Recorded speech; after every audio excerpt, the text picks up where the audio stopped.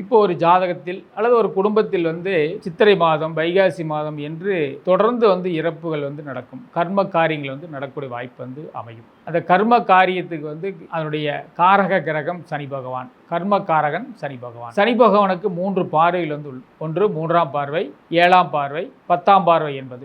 3ஆம் பார்வை என்பது சனியினுடைய 3ஆம் பார்வை இட மாற்றத்தை குறிக்கும். சனி பகவானுடைய 7ஆம் பார்வை என்பது திருமணம் சார்ந்து, நண்பர்கள் சார்ந்து, கூட்டாளிகள் சார்ந்து இந்த பார்வை கொடுக்கும். சனி பகவானுடைய 10ஆம் பார்வை தொழில் பார்வை அல்லது கர்ம பார்வை. இந்த கர்ம பார்வை என்பது லக்னத்திற்கு சனி பகவான் எந்த இடத்திலிருந்து 10ஆம் பார்வையாக பார்க்கின்றாரோ அந்த மாதங்களில் கண்டிப்பாக அவர் குடும்பத்தில் ஒரு கர்ம காரியம் அல்லது இறப்பு நடக்கும். உதாரணமாக சனி பகவான் மேச ராசியில் 10ஆம் பார்வை விழுந்தால், மேச ராசியில் சனி பகவானுடைய 10ஆம் பார்வை விழுந்தால் சித்திரை மாதத்தில் இறப்பு நடக்கும். அதே போல சனி பகவானுடைய 10ஆம் பார்வை ரிஷப ராசிக்கு விழுந்தால் வைகாசி மாதம் இறப்பு நடக்கும். சனி பகவானுடைய 10ஆம் பார்வை மிதுன ராசிக்கு விழுந்தால் ஆணி மாதம் இறப்பு நடக்கும். அதுபோல ஒவ்வொரு ராசிகளில் சனியினுடைய 10ஆம் பார்வை கண்டிப்பாக அந்த குடும்பத்தில் இறப்பு அல்லது கர்ம காரியம் நிச்சயமாக நடக்கும்.